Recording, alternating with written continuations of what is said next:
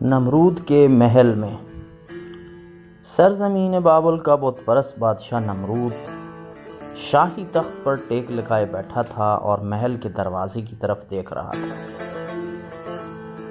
غلام لمبے لمبے لباس پہن کر 2 صفوں میں کھڑے تھے اور ابراہیم علیہ السلام کی آمد کا انتظار کر رہے تھے۔ اللہ تعالیٰ نے حضرت ابراہیم کو بابل کے لوگوں کی ہدایت کے لیے بھیجا تھا۔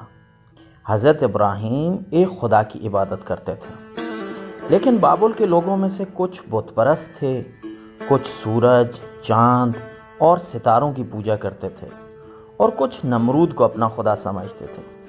حضرت ابراہیم انہیں خدا پرستی کی دعوت دیتے اور فرماتے تھے، لکڑی اور پتھر کے بت تمہارے خدا نہیں ہو سکتے، صرف اس کی عبادت کرو جو تمہارا اور زمین اور آسمان کا خالق ہے، سورج، چاند اور ستاروں کا خالق ہے، جو سارے جہاں کے لوگوں کا مہربان ترین رب ہے۔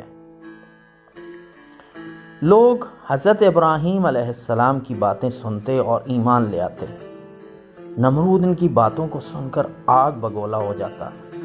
ہر روز خبر آتی کہ کچھ لوگ حضرت ابراہیم کے خدا پر ایمان لے آئے ہیں اور اپنے بتوں کو انہوں نے پاش پاش کر دیا ہے۔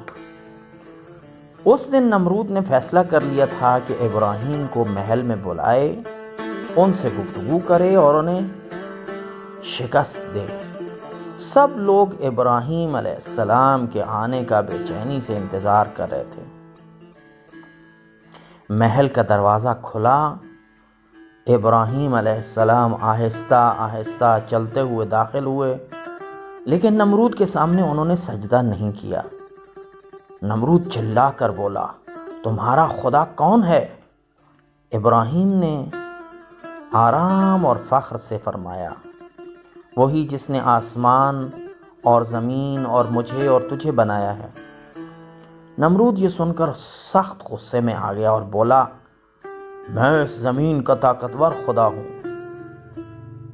جو لوگ محل میں تھے وہ نمرود کے خوف سے کانپ رہے تھے اور اس کی باتوں کی تائید کر رہے تھے۔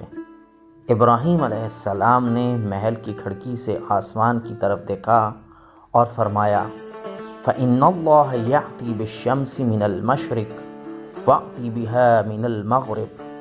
اللہ تو سورج کو مشرق سے نکالتا ہے، تو اسے مغرب سے نکال کر دکھا۔ تمام لوگ گہری فکر میں ڈوب گئے۔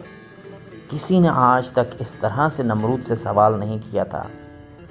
ابراہیم علیہ السلام کے اس سوال کے بعد نمرود میں جواب کی طاقت نہ تھی۔ ابراہیم علیہ السلام آہستہ آہستہ قدم اٹھاتے ہوئے محل سے باہر تشریف لے گئے تاکہ اور لوگوں کو خدا پرستی کی دعوت دے سکیں۔